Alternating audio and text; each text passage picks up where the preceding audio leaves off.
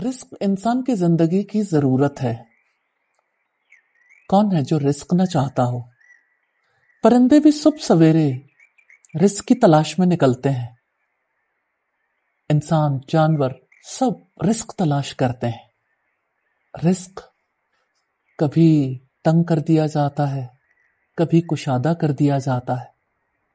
رزق اللہ تعالیٰ کی تقدیر سے ملتا ہے۔ جب رزق تنگ ہو جائے، جب لوگ جاب لیس ہو جائیں،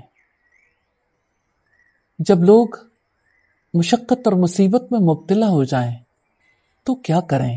رسول اللہ صلی اللہ علیہ وسلم نے فرمایا، نوح علیہ السلام کی وفات کا وقت قریب آیا تو انہوں نے اپنے بیٹے کو بلا کر نصیحت کی کہ ان کلمات کا ورد کرتے رہنا، یعنی سبحان اللہ و بحمدہ۔ یہ کلمات ہر چیز کی نماز ہیں، انہی سے مخلوق کو رزق دیا جاتا ہے۔ کتنا ہلکا ہے یہ کلمہ زبان پر، کتنا محبوب ہے رحمان کو، اور کتنا بھاری ہے میزان میں۔ اللہ تعالی ہمیں توفیق دے کہ ہم اس کی حمد اور اس کی تسبیح بیان کرنے کے قابل ہو جائیں۔ ہم ایسے دور میں جیتے ہیں جہاں حلال اور حرام کا فرق مٹ گیا۔ حلال تو وہ ہے جس کی گرہ اللہ تعالیٰ نے کھول دی، جس میں ہمارے لیے خیر ہے، اور حرام وہ ہے جس میں ہمارے لیے کوئی نفع نہیں، بے خیر ہے، جس میں ہمارے لیے شر ہے۔ حلال کم بھی ہو انسان کے لیے زیادہ نفع مند ہے، اور حرام کی کثرت بھی ہو انسان کے لیے نقصان دہ ہے۔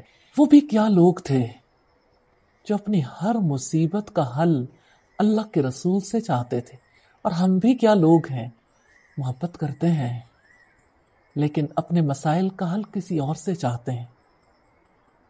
لوٹ آئیے اللہ تعالیٰ کی طرف، محمد رسول اللہ صلی اللہ علیہ وسلم کی طرف، دعا کر لیں، اللہم اکفنی بحلالک عن حرامک واغننی بفضلک عمن سواک۔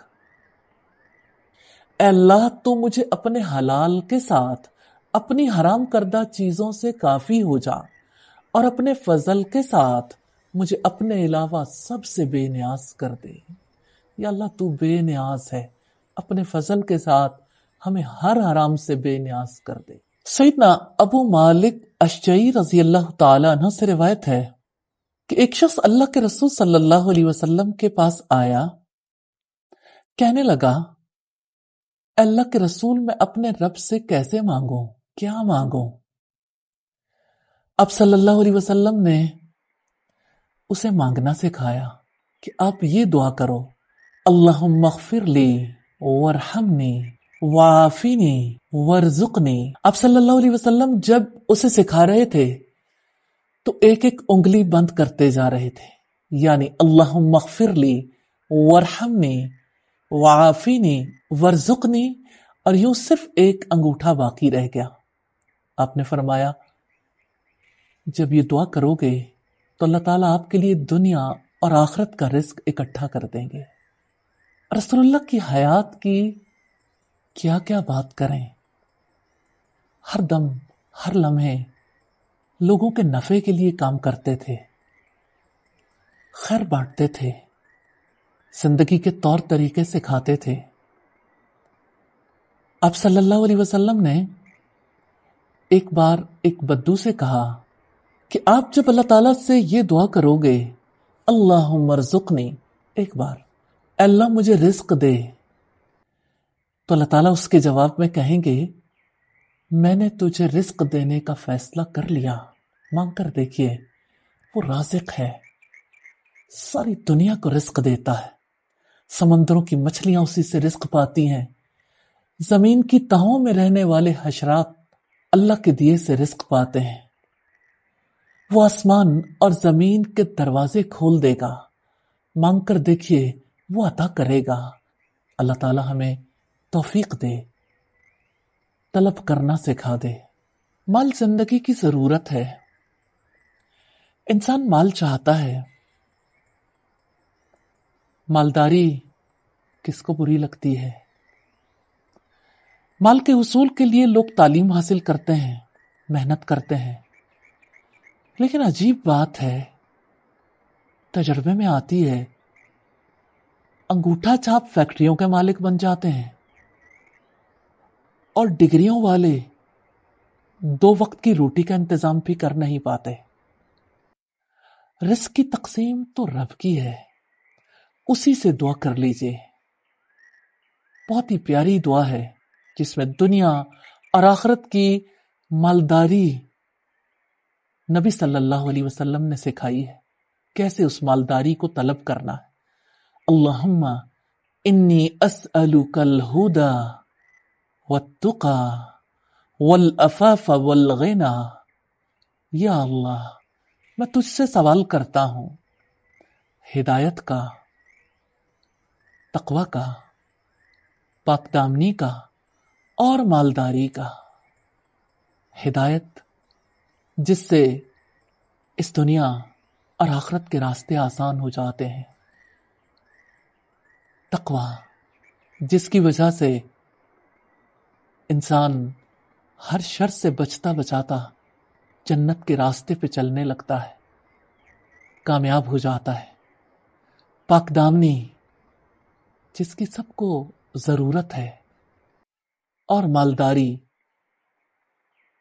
4 چیزیں ہیں۔ دنیا اور آخرت کی مالداری کے لیے سب کی ضرورت ہے۔ دعا کر لیجئے۔ رزق انسان کی ضرورت ہے۔ رزق مادی چیزوں کا بھی ہو سکتا ہے، مانوی چیزوں کا بھی۔